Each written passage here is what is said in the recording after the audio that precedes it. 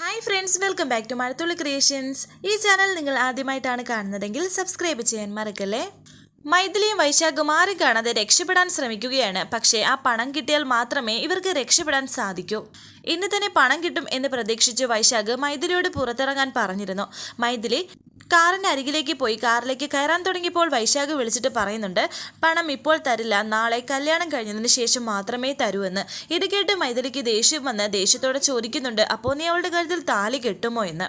താലി കിട്ടാതെ വേറെ വഴിയില്ല എന്നൊക്കെ വൈശാഖ് പറഞ്ഞിട്ട് ഫോൺ വെച്ചു. എന്നിട്ട് അതിനു മുമ്പ് പറഞ്ഞിരുന്നു, നീ എങ്ങനെയെങ്കിലും വീട്ടിലേക്ക് തിരിച്ചു വരാൻ. എന്നിട്ട് ഫോൺ വെച്ചു.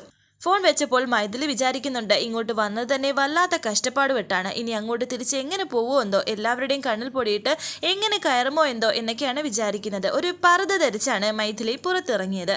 ഇതേ സമയം ഹൽദി ചടങ്ങിനൊന്നും മൈഥിലിയെ കാണാത്തത് കൊണ്ട് കാർത്തി മുറിയിലേക്ക് വന്നു.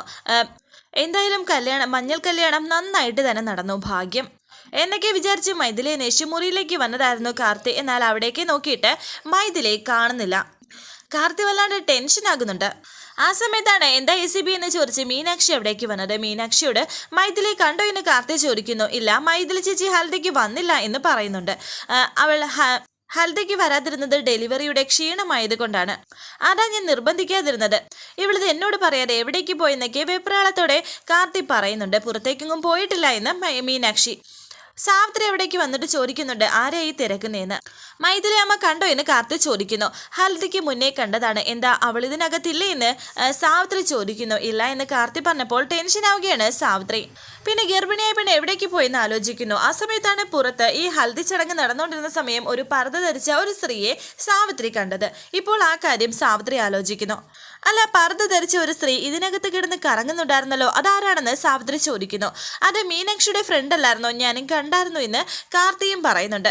ACB അവരെയും കൊണ്ട് ഹൽദി നടക്കുന്ന സ്ഥലത്തേക്ക് വന്നിരുന്നു, ഞാൻ ചെന്നപ്പോൾ അവർ പോയെന്ന് മീനാക്ഷിയും പറയുന്നു.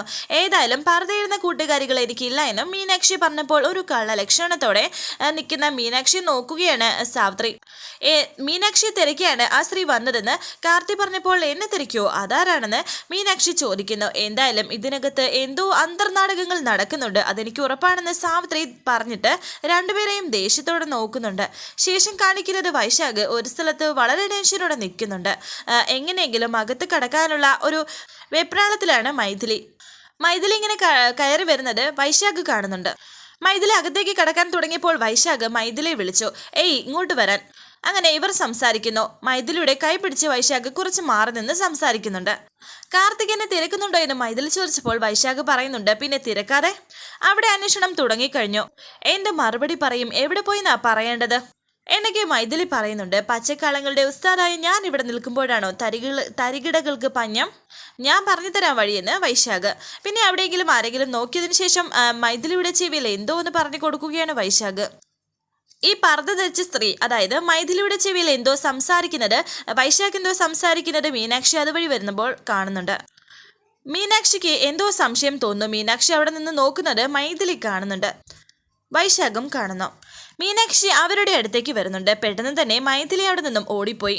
ടെൻഷനോടെ നിൽക്കുകയാണ് വൈശാഖ്. അതാരാ എന്ന ദേഷ്യത്തോടെ മീനാക്ഷി വൈശാഖിനോട് ചോദിച്ചു. അത് മൈഥിലി ചേച്ചിയല്ലേ എന്നും ചോദിക്കുന്നുണ്ട്. മൈഥിലിയോ എന്ന് വൈശാഖ് പറഞ്ഞപ്പോൾ, എന്താ ACBയുടെ ഭാര്യ മൈഥിലി നിനക്ക് അറിയില്ലേ?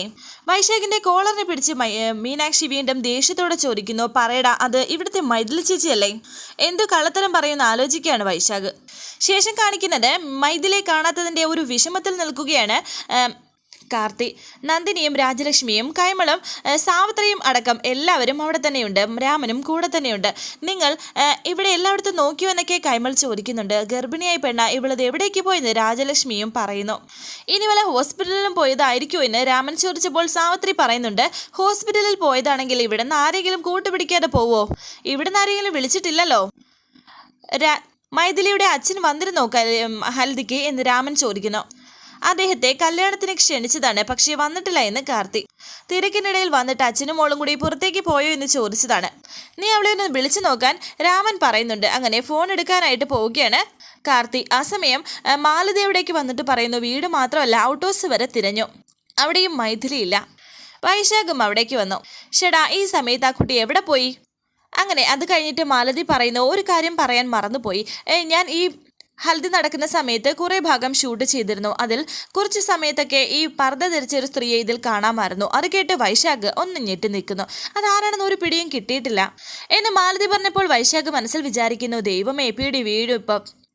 ഈ പർദ്ദയിട്ട ആ സ്ത്രീയെ കാർത്തിക് മോനും ഞാനും കണ്ടതാണെന്നും സാവിത്രി പറയുന്നുണ്ട്. അവൾ ഇവിടെ കിടന്ന് കറങ്ങിയതിൽ എന്തോ ഒരു സ്പെല്ലിംഗ് മിസ്റ്റേക്ക് ഉണ്ടെന്ന് എനിക്കും തോന്നിയതാണെന്നും സാവിത്രി പറയുന്നു. ആ സ്ത്രീ മീനാക്ഷിയുടെ ഫ്രണ്ടാണെന്ന് അവർ എന്നോട് പറഞ്ഞിരുന്നു എന്നെ കാർത്തി പറഞ്ഞപ്പോൾ സാവിത്രി പറയുന്നു, അവൾക്ക് അങ്ങനെ ഒരു ഫ്രണ്ടില്ലെന്ന് നമ്മുടെ മുമ്പിൽ വെച്ചല്ലേ അവൾ നമ്മളെ രണ്ടുപേരോടും പറഞ്ഞിരുന്നത്. അല്ല, പർദ്ദയിട്ട ഈ സ്ത്രീയും മൈഥിലിയും തമ്മിൽ എന്താ ബന്ധമെന്ന് വൈശാഖ് ചോദിക്കുന്നു. അവൾ ഇവിടെ വന്നത് എന്തിനാണെന്ന് അറിയണമല്ലോ. ഇവിടെ പലരുടെ കണ്ണിലും പൊടിയിട്ട് ചില കള്ളത്തരങ്ങളൊക്കെ ചിലരും നടത്തുന്നുണ്ട് എന്നൊക്കെ സാവിത്രി പറയുന്നു. വാലും തുമ്പുമില്ലാതെ ഞാൻ എന്തെങ്കിലും പറഞ്ഞിട്ട് എന്താ കാര്യമെന്നും സാവിത്രി പറയുന്നു. എന്തെങ്കിലും ഉണ്ടെങ്കിൽ പറയടി എന്ന് കൈമൾ. ഞാനൊന്നും പറയുന്നില്ല എന്ന് സാവിത്രി. കാര്യം തെളിയിക്കാൻ പറ്റാതെ ഞാൻ ഇവിടെ കാലിട്ടടിക്കുമ്പോൾ ഒടുവിൽ ഞാനായിരിക്കും ഇവിടെ എല്ലാവരുടെ കണ്ണിലും വില്ലെത്തി എന്നൊക്കെ സാവിത്രി പറയുന്നുണ്ട്. നന്ദിനിയോടും രാജലക്ഷ്മി ചോദിക്കുന്നു. മീനാക്ഷിയെ വിളിച്ചുകൊണ്ട് വരാൻ പറയുന്നുണ്ട്. നന്ദിനി മീനാക്ഷിയെ വിളിക്കാൻ പോയി. വല്ലാത്ത ടെൻഷനോടെ വൈശാഖ് നിൽക്കുന്നു. എന്നാൽ സങ്കടത്തോടെ നിൽക്കുകയാണ് കാർത്തി. രാമൻ കാർത്തിയെ സമാധാനിപ്പിക്കുന്നു. എന്തായാലും മാലതി ആ ഷൂട്ട് ചെയ്ത വീഡിയോ ഒന്ന് കാണിക്കുക, അത് ആരാണെന്ന് അറിയണമല്ലോ എന്നൊക്കെ രാമൻ പറഞ്ഞുകൊണ്ടിരിക്കുന്നു. മീനാക്ഷിയും കൂട്ടി നന്ദിനി അവിടെ എത്തി. മൈഥിലി എവിടെയെങ്കിലും കണ്ടായിരുന്നോ എന്ന് രാജലക്ഷ്മി മീനാക്ഷിയോട് ചോദിച്ചു. മീനാക്ഷി ഒന്ന് മിണ്ടാതെ നിൽക്കുന്നു. പിന്നീട് ഞാൻ കണ്ടില്ലെന്ന് പറയുന്നു. മാലതിയോട് വീണ്ടും വീഡിയോ ഓൺ ചെയ്യാൻ പറയുകയാണ് രാമൻ. അങ്ങനെ ആ വീഡിയോ ഓൺ ചെയ്ത് കാണിക്കുകയാണ്. പർദ്ദ ധരിച്ച ആ സ്ത്രീ ഇങ്ങനെ കാണിക്കുന്നു. മീനാക്ഷിയുടെ ഫ്രണ്ടാണെന്ന് പറഞ്ഞ് ഇവിടെ കിടന്ന് കറങ്ങിയ പെണ്ണല്ലേ ഇവൾ ആരാണെന്ന് മോക്കറിയൂ എന്ന് രാമൻ മീനാക്ഷിയോട് ചോദിക്കുന്നുണ്ട്. മീനാക്ഷി ടെൻഷനോടെ നിൽക്കുന്നു.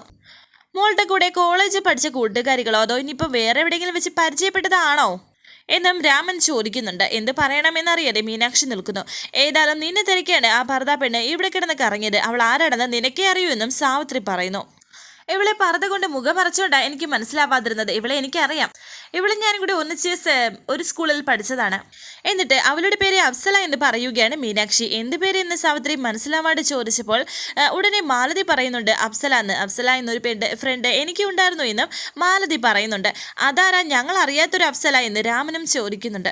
എന്നിട്ട് ആ അഫ്സല ഏതു വഴിക്ക് പോയെന്ന് സാവിത്രി ചോദിക്കുന്നുണ്ട്. അവൾ ചിലപ്പോൾ ഏതു വഴിയെങ്കിലും പോയതായിരിക്കാം എന്നൊക്കെ മീനാക്ഷി പറയുന്നു.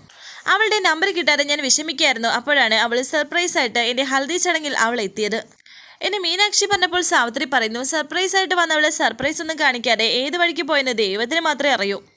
അമ്മായിക്ക് എന്തിനും സംശയം ഇത്തിരി കൂടുതലാതെ എനിക്ക് അറിയൂന്ന് മീനാക്ഷി. ഞങ്ങൾ ഇത്തിരി പുന്നാരിച്ച് അവളെ വളർത്തിയത്, അതിൻ്റെ ഒരു പാര അവൾ ഞങ്ങൾക്ക് എന്നും തന്നുകൊണ്ടിരിക്കുന്നു എന്ന് കൈമളും പറയുന്നുണ്ട് സാവിത്രിയെ പറ്റി. അന്ന് പുന്നാരിക്കുന്ന കണ്ടപ്പോൾ ഞാൻ പറഞ്ഞതാണ് അവനവനുള്ള കെണി അവനവൻ തന്നെ ഒരുക്കുവാണെന്ന് എന്ന് രാജലക്ഷ്മി വീണ്ടും സാവിത്രിയെ കുത്തി പറയുകയാണ്. അച്ഛനും അമ്മയും എന്തൊക്കെ പറഞ്ഞാലും എനിക്ക് പറയാനുള്ളത് ഞാൻ പറയും. ഞാൻ പറഞ്ഞതിൽ ചില സത്യങ്ങളുണ്ട് അറിയാലോ. അതുപോലെ ഈ പർദ്ദക്കാരുടെ കാര്യത്തിൽ എനിക്ക് ചില സംശയങ്ങളുണ്ടെന്നും സാവിത്രി പറയുന്നു. നേരത്തെ അതല്ലല്ലോ ഇവിടുത്തെ ഈ പ്രശ്നം. മൈഥിലി എവിടെയെന്ന് രാജലക്ഷ്മി ചോദിക്കുന്നുണ്ട്. മൈഥിലി എവിടെ പോയെന്ന് കണ്ടെത്താൻ നോക്ക് എന്ന് രാജലക്ഷ്മി പറയുന്നു. അങ്ങനെ 4 വശവും മൈഥിലി അന്വേഷിക്കുകയാണ് എല്ലാവരും. ഒടുവിൽ മൈഥിലി വൈശാഖിന്റെ മുറിയിലെത്തി. കഥകിന് പിറകിൽ മറഞ്ഞു നിൽക്കുന്ന വൈശാഖ് മുറിയിലേക്ക് വന്നപ്പോൾ മൈഥിലിയോട് ചോദിക്കുന്നുണ്ട്, നീ എന്താ നിന്റെ മുറിയിലേക്ക് പോവാത്തതെന്ന്. അങ്ങനെ പോയാൽ കാർത്തിക്ക് സംശയം തോന്നില്ലേ എന്ന് മൈഥിലി പറയുന്നുണ്ട്. ഇത് കേട്ട് വൈശാഖ് പറയുന്നു, അതിനല്ലേ ഞാനൊരു വഴി പറഞ്ഞു തന്നത് എന്ന്.